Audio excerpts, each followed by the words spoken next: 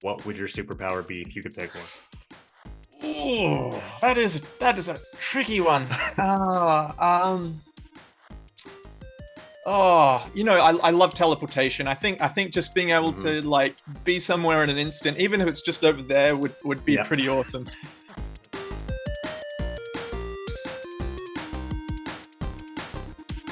Hello, everyone, and welcome to Game Sandwich Bite Level Talks. And we are all about superheroes today, and a superhero among developers, creative director of Spitfire Interactive, Cade joins us. Cade, thank you so very much for hanging out with us this afternoon, evening, whatever time you're watching this. How you doing today? I'm great. Thanks for having me. Yeah, no, thank you for taking the time out in sunny Brisbane to be here. So you started out in your career at Chrome Studios, working on games such as The Force Unleashed. Um, and you moved now into the indie development with Spitfire Interactive, where you're working on Capes. But before we get to Capes, I want to start back with what got you into video game development? Yeah, so for me, back before I started in games or even contemplated getting into games, I studied architecture out of high school. So finished school, and I was like, I didn't even really contemplate games as a thing. It didn't seem like a career. There wasn't really courses to do it, so it didn't really, when you apply for what are you doing after school, that wasn't really one of the options that you'd pick. Mm. But architecture felt right for me because it was kind of this kind of design. It was lots of visual stuff, but also there's a practical side of it. You had to have your buildings stand up at the end of the day. So I went into architecture, and after studying that for a bit, I discovered games as an actual career, and I did a very short course in it, and then kind of stumbled my way into a position of night shift QA, which meant Mm. I started at 6 o'clock at night and finished at 2:30 in the morning, Oh, and I wow. got to play test games at Chrome Studios, as you mentioned, and yeah, that was kind of my entry in was testing games, and it was actually quite amazing. I got to see how games kind of came together. That they started off very rough, and over a period of time, they'd kind of get colors and VFX and new animations and new things, and they'd get refined. So yeah, that was kind of my entry point, I guess. Sure. Now, were you playing games beforehand while you were in Of school or course. architecture? So Yeah, what was your it's first funny. like game? I grew up in a household where we didn't have a TV or a computer, like when I was a little kid. So it Hmm. was going next door was like I got to play with my friend on my friend's PC and watch TV over there. And Love it. because they had a PC, their games back in the day were things like Civilization, the original Hmm. Civilizations. Sim Ant was a huge one. The Sim games that came Hmm. out, that was a game that I really enjoyed. And it's funny to see some of those games come back at the moment with in 3D, where it's like you're playing as microscopic ants and creatures and stuff. So that's Right. kind of fun to see that kind of coming back. Prince of Persia, the old 2D Prince of Persia was a Exactly. big Yeah. one, incredibly brutal, but we had a good time. So I Yeah. guess that's where I started, and then I think when I got into high school was when I got my first console. And for me, coming from a home where we didn't have a very powerful PC, having a console was amazing because it meant if I bought a game, I knew it was going to run. Yeah. And I think it was going to run the way that the developer intended, Mm. um, rather than like turning down all the specs and hoping that I can actually play it. So Right. that opened a lot for me in terms of what games I could play and enjoy and experience. And that kind of opened my world up to what video games could be. Yeah, and they're incredible. I mean, you just mentioned Civ. The new Civ game was just announced very Yeah, recently, yeah, so yeah, yeah, big shock there to everybody. yeah. So would you say these games, Civs and Sims and all that, have been a huge inspiration on what you've worked on going forward? It's funny because I didn't really think about people actually making games Mm. when I was a kid. They were just a thing you had and you did, like Yeah, you yeah. played. I remember I used to do a lot of draw. I'd get graph paper, and you'd like draw mazes and stuff like that when I was a kid, and put like things in it like or text. I'd do effectively what a text adventure would be with like a choose Right. your own story and like an exercise book. And I do a lot of that stuff. And in hindsight, looking back, I go, wow, I was kind of making video games, but with paper and just like Mm. they're the tools I had available to me at the time. So I guess I was. influenced by them for sure, but I didn't really think of that as a thing to do until much, much later in my life. Hmm. I think, I guess before games, I actually, the avenue to a creative career like games was actually, I thought I wanted to be a matte painter for film. So that's drawing the backgrounds Hmm. for in cinema. And so I was kind of practicing drawing and concept art and that kind of thing. And that's the kind of the direction I thought, because it just seemed like the most practical. Again, there wasn't anything going, hey, study games, or like, Yeah. games as a career. So that was much more of a natural fit for me. Um, but yeah, they definitely influenced me in that I think I played a lot of different games. Like I think at the time when I was playing, like consoles were just coming out, so some of my friends started getting things like Sonic and Mario, and so you're starting to play platformers, and you'd get like I think I played a bigger variety of games, I guess, earlier in my life, um, than I think became like nowadays when you go, for example, if you've only got limited time, you might be playing just the big blockbusters when they come Hmm. out, and it's like they kind of all fit kind of a similar mold. Whereas I think when I was younger, I played a much bigger breadth of games. And I look at my career since then and I kind of go, wow, I don't think I've ever worked on the same genre twice. Like Yeah. I think every game is almost feels like, okay, this is a cool challenge and it's a fresh kind of genre. Yeah. Um, yeah. That's really exciting to know that you haven't really worked on a specific series or genre more than Yeah. once. It's I kind of see a lot of that in Capes, from what you've seen. You've got your turn-based RPG, but your combat's really good, and then the art style is really, really sweet. It all works together so well. Yeah. But it's very interesting to hear that you started out as an architecture um, Yeah.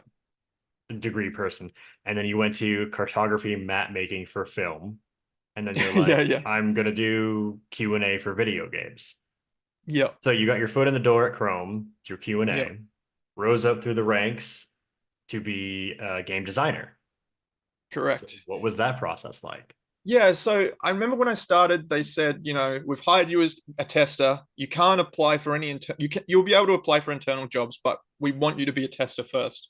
So you can't do that for 18 months. So you've got to do your time kind of thing, right? Like, and I remember going, that's not going to stop me. I'm gonna keep working on my portfolio. And at the time, I thought I wanted to be a 3D artist or a concept artist because I really liked coming from architecture, the idea of drawing things being a way to problem solve and kind of go, oh, why, my character looks this way because it's giving me the player information about, oh, that I think at the time games like well, this is probably a bit later, but like what was that? Dead Space, for example, came out where like they had the backpack and it would tell you how much health you had by looking at a Yep. character. And so there's kind of this. I like the idea of like visuals informing the player and being useful. So I thought that was my avenue. And long story short, when a position for a designer came up, I hadn't actually considered that as a job, like as a Mm. potential for me. But when that opportunity came up, I was like, this actually does a lot of the things that I really enjoy and think I could bring a lot of value to in games. So, that early stage of what is the game and how are we going to, how are we going to bring all these things together kind of felt right. And I was fortunate enough to get a junior design position under an amazing lead designer. And he was able to kind of be this charismatic kind of thing who would inspire his team to do amazing things. And I got to learn from this guy and work alongside him and worked with a great team. And so that was like kind of the starting point of understanding how design worked for games. Mm. And then, yeah, I guess the launch pad for what would then become my career. Yeah. So what was your first title that you Yeah. shipped at Chrome?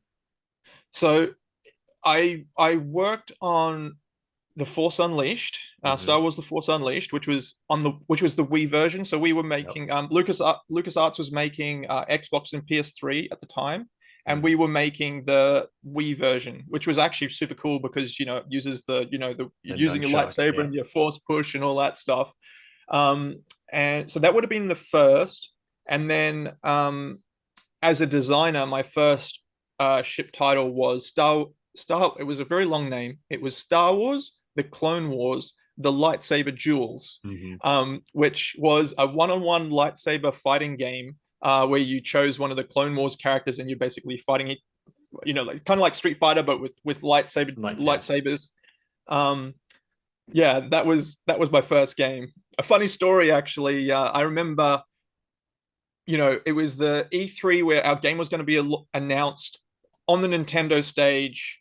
It was like a big moment for us. The game Mhm. gets announced, and we're like, "That how cool is this? This is amazing!" And then, like within that presentation, Nintendo announces Wii Motion Plus, Mm. which is a way for the Nintendo Wii. What do they call them? Wiimotes Yep, yep, to yep. have even more fidelity with their input. And everyone's like, "Oh my goodness, Lightsaber Jules is going to have that," and we're like, we didn't even know Oh. this existed. So we were kind of very excited to have our game announced, but also like, oh my goodness, there's a lot of pressure on us. The technology was ahead of you, but Nintendo just Yeah, didn't tell you. yeah. So I just finished reading Reggie Fils-Aimé's book about Nintendo, about the Wii and Yeah, the Wii U, and it's just funny to hear that story and know that Reggie was a huge part in, I think, the Wii's release and making sure it had that technology and had the things that players wanted and needed to uh, yeah. feel and play with. That actually does lead into a future question of mine. So with, you know, software and technology advancing so quickly. We've got new consoles probably announced in the next year, if not the next few months. Yeah. How do you stay on top of making sure, your future games or capes are ready? Yeah, I think things have changed dramatically since then. Like, I think, we used Unreal for capes, and I think part of that future proofs you to a certain degree. Like, I feel like consoles now, it's less about how different the tech is. It's kind of, they're effectively PCs at this point. More or less. Whereas back in the day, it was so bespoke. Like, you had to have your engine for Wii, and you had to have your Hmm. engine for the 360, and then the PS3 was totally different. So I think that became a problem, and then as things progressed, the next generation was different again than the previous, so you had to kind of have to rework all these things to kind of bring them forward. And I think, when we hit PS4, um we were able to port things across a lot more easily. So, and I guess when I say porting it really just means that we can extend the life of games. You can play them on a future platform much more easily. Sure.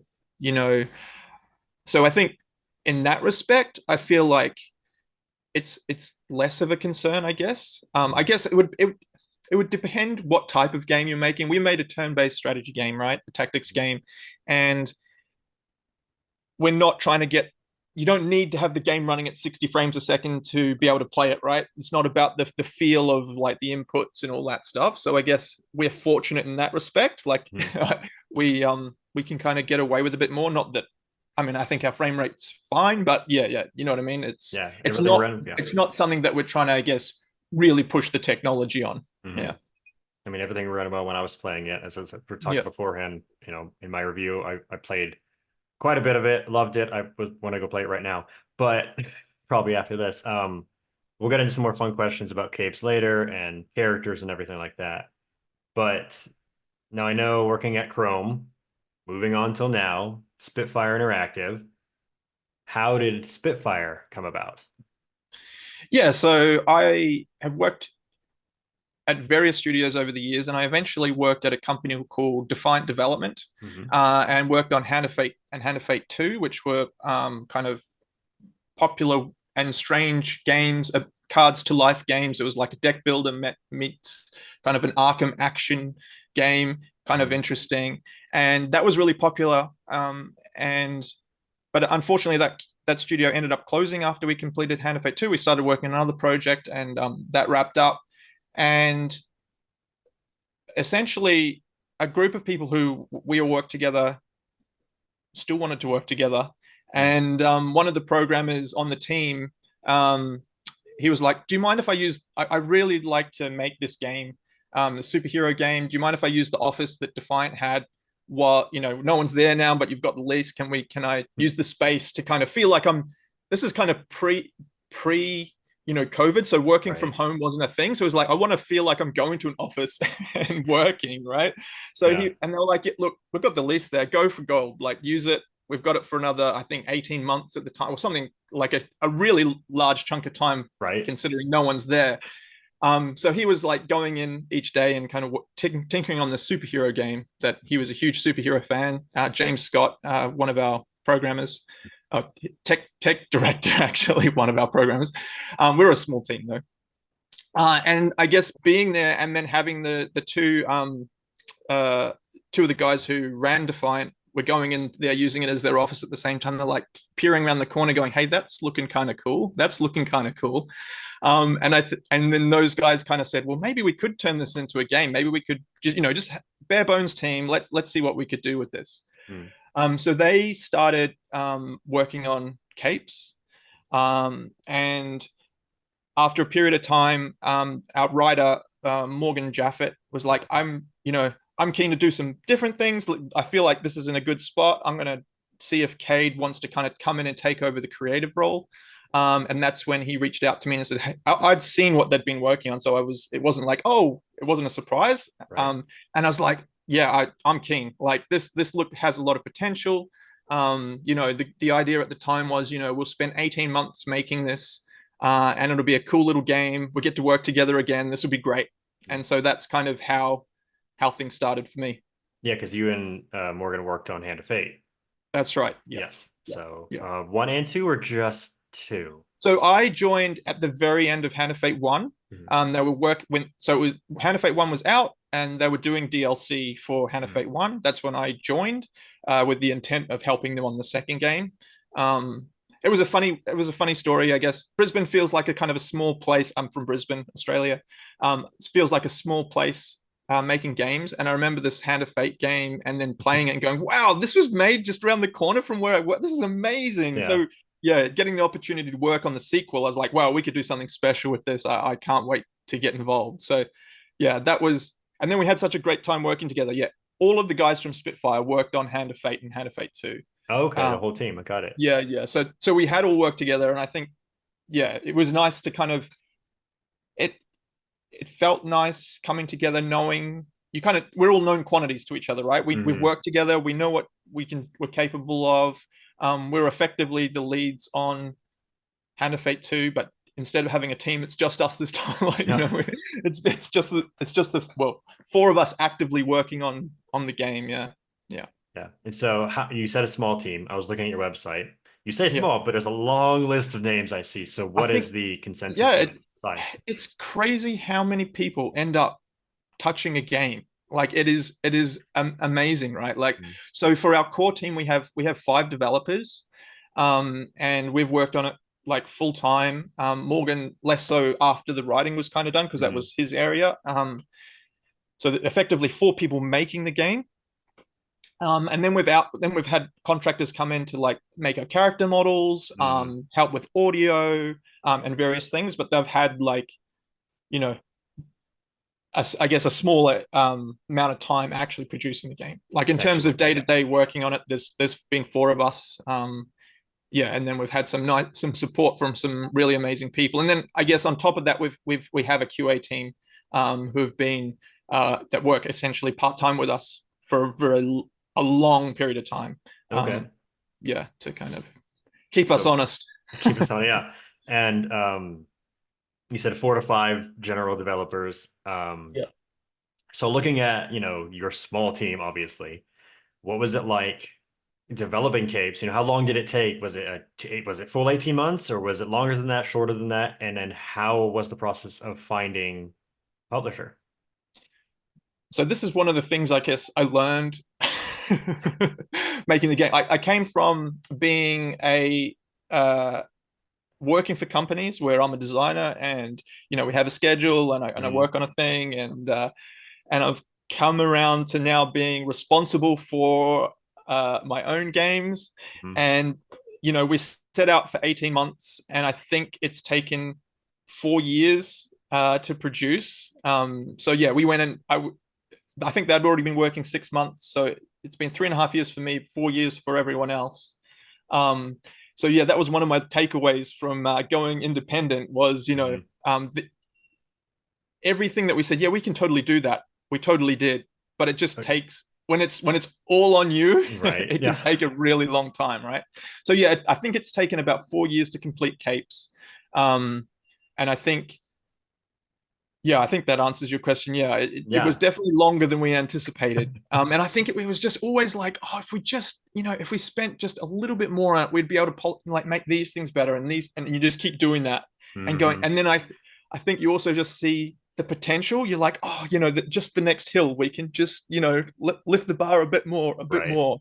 Um, we intended to self-publish at the beginning of last year. So Okay. 2000, what was that, 23? 23. Yeah, that was our intent. And that was after we had already extended our own personal thing. But then we ended up partnering up with Daedalic Entertainment. Mm. And it was exciting for us because what Daedalic was excited for was similar to what we were excited for with Capes. They really wanted to get voice acting in the game, and that was something that, before that, I think we launched our first Next Fest demo.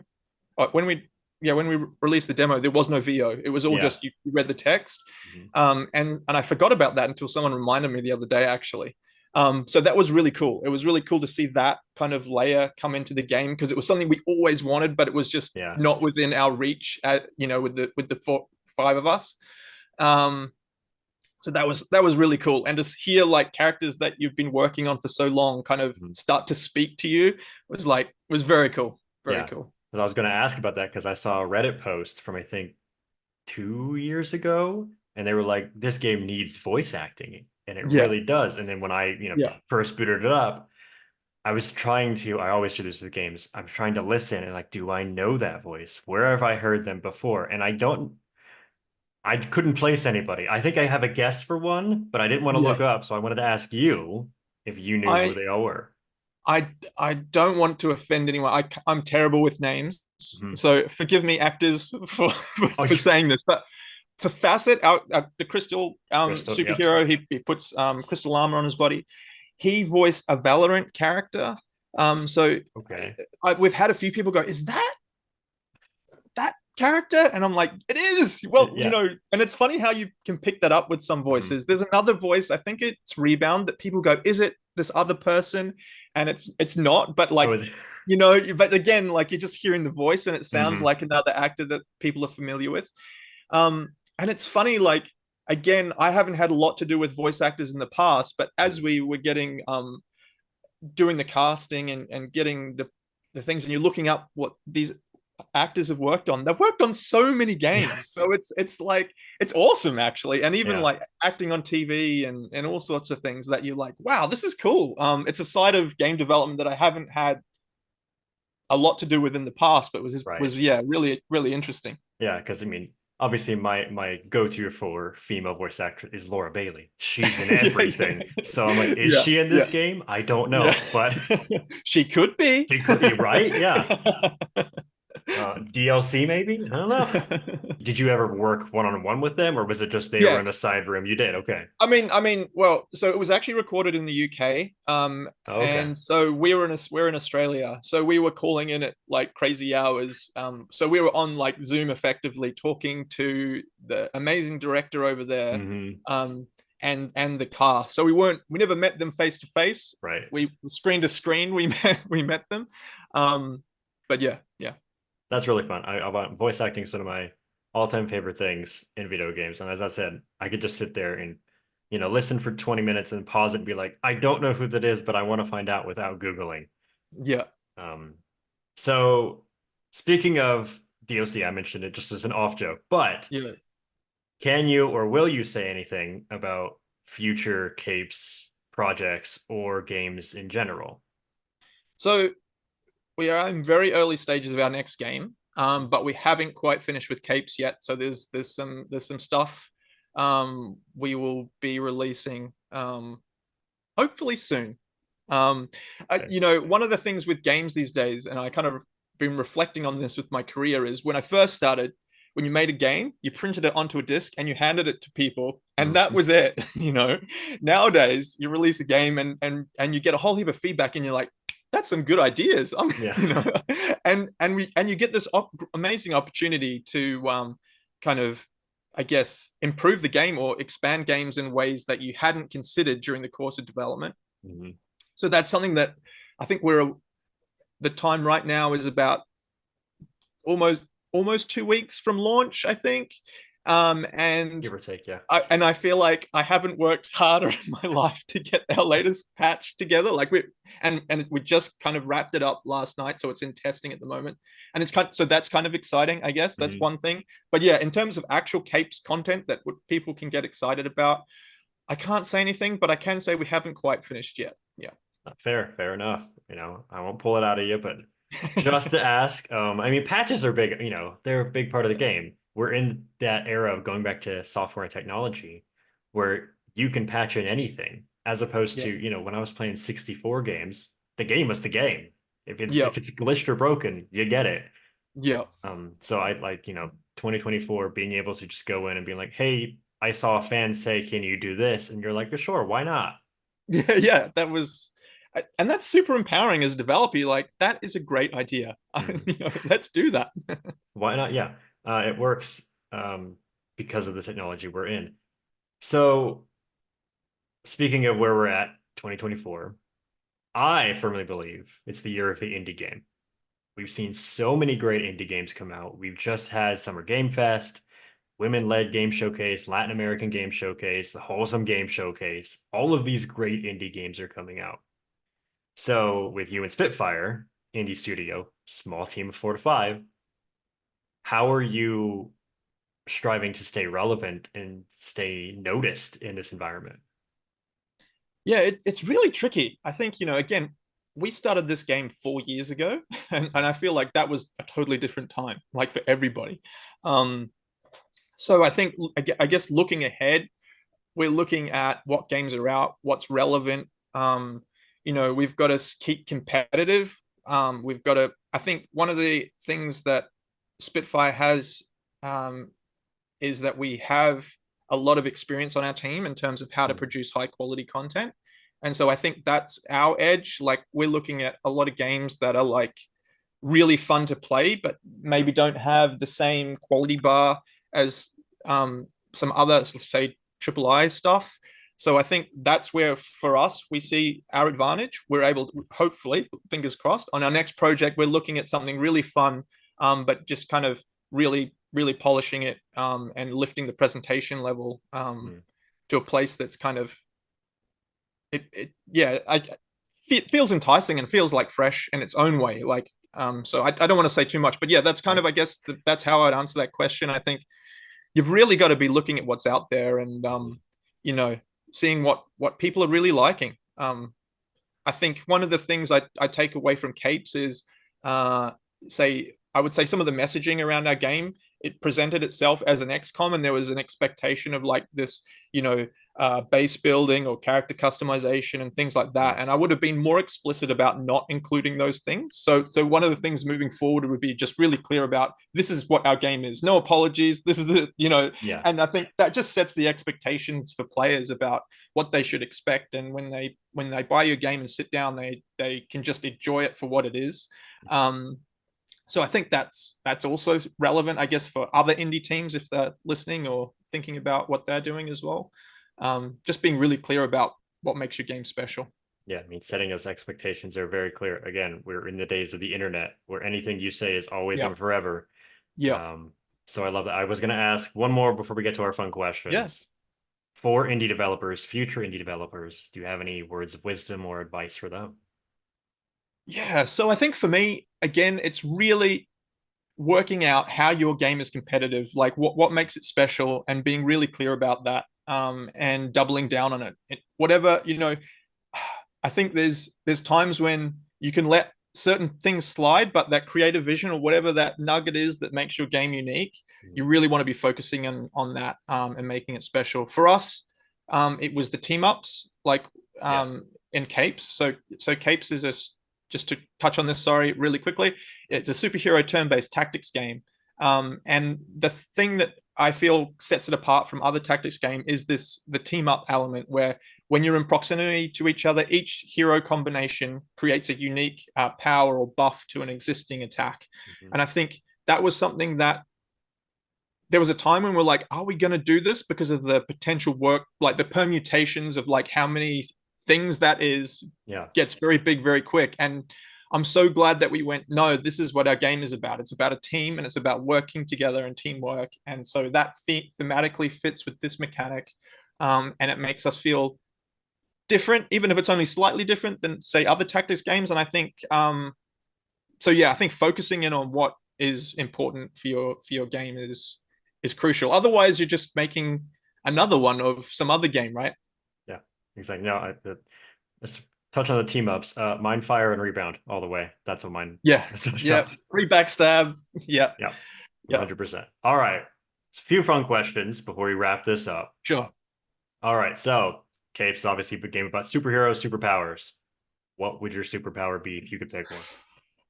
Oh, that is a tricky one.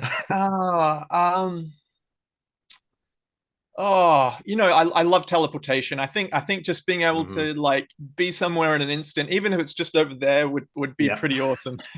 that's my go-to every time. Yeah, Teleportation. yeah, Like rebound. So she's my yeah, favorite. I was gonna say. yeah. And then in a game called Capes, I gotta ask you, and I gotta pick your brain on this. No one's wearing a cape. Not a single person that I've Yeah, seen. yeah, yeah. So I mean, it's funny. I didn't see this. We read all the reviews, we read user Hmm. reviews, and it's funny. Like I think particularly leading up to launch, there was a lot of comments on our trailers about this. Hmm. But post launch, like there wasn't as many questions as I thought we might have got. Look, our game. One of our themes of our game is legacy. So it's about how an older generation what they leave to the next generation. So in the context of our game, there was a group of superheroes that existed 20 years ago who got defeated by the supervillains. And yes, they wore spandex and undies on the outside and wore capes, and they were affectionately referred to as capes. Like well, not even affectionately, that was the colloquial term that you would refer to a superhero, and that's effectively in our game. That's the name that stuck. That's why the supers are called capes, even though they don't wear them. Um, there is one hero that does wear a cape, Cruxus. I don't know if you remember him. He's still living the golden age. Hmm. It's one of Doctrine's ex teammates. Yeah. But yeah, so nowadays our team is too cool to wear capes. Too cool. They're very impractical. But the name has stuck. So Yeah. that's kind of the premise, I guess, of why the game is called that. And how it relates to our How it story. relates. No, I love that harkening back to, a time where that was like the silver age, you want to say. People wore Yeah, capes, superheroes wore capes, and now they're kind of yeah, like, well, too cool for school, right? yeah. I love it. So if you've already said your favorite superpower or your chosen superpower, what about, this might be difficult, favorite character in capes? Yeah, I've been asked this one a few times. So they're all great in their own right. Yep. But I think Facet is actually one of my favorites. Facet Mhm. is the ability to grow The crystal crystals. protection, Yeah. like that can protect him from damage in combat, which seems kind of like a passive action. Like, Mhm. it's he's not really doing a lot of damage. But I really appreciate the kind of the support element that he plays in the game. So like with Mercurial, when he puts down, she can do a dash and leave Mhm. a wall of crystals behind her. So he has this impact, like a really big impact on his teammates, and I think he's really cool. Um, and he's also like it's tricky because he's also one of the first character. Well, he is. Him and Yeah. Rebound are the first characters, so you spend the most time with that character, and I've spent the most time with that character. So I'd have to say Facet, and its close second would be Rebound. They're both they're great. Yeah. They're just, as you said, they're the first two you see, and a Mm, rebound is one of mine, just for teleportation. And she reminds me a lot of my tabletop character that I made. nice. So Ignis is I think a close second, just because Yeah. her name is super cool. I love her Yeah. art style. The art style is Yeah. phenomenal in the entire game, but Yeah. Ignis is a really cool name too. Yeah, Ignis has been very divisive. It's been really interesting seeing like how people respond to the characters. Some people are, oh my god, she's so annoying, like, that, yeah, she's the streamer thing. You're like, Mm. and then other people like, no, she's amazing, like I love her, like, yeah. So she's been fun to see how people react to, for sure. Yeah, And a I lot. think she's great. I love her art style as well. I love the personality she expresses, Mm. particularly in the 2D art, at the Yep. base where she can flick her glasses up and she has a lot of expression, I feel. Whereas some of the other characters are a bit more serious. So I think she's nice. Yeah, no, I mean, they're all around great. Now I know we're running out of time. Zoom's about to kick me out. So, is there anything else you'd like to say? Where can people find you or Spitfire? We have a Discord, the Defiant Discord. We still have that running from back in the day. Oh, So that's wow. where we talk about capes. So we've got a Hand of Fate section, cape section. We're there. We're often commenting to people or like chatting capes or Hand of Fate stuff if people are still playing that. Um, so yeah, that's probably the best place to get in contact with us. Yeah.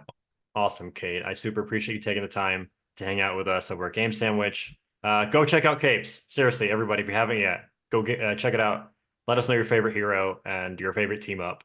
And check out Spitfire. They're doing amazing things over there. And I can't wait for more Capes and the future for Spitfire. Thank you very much for having me. Thanks, Cade.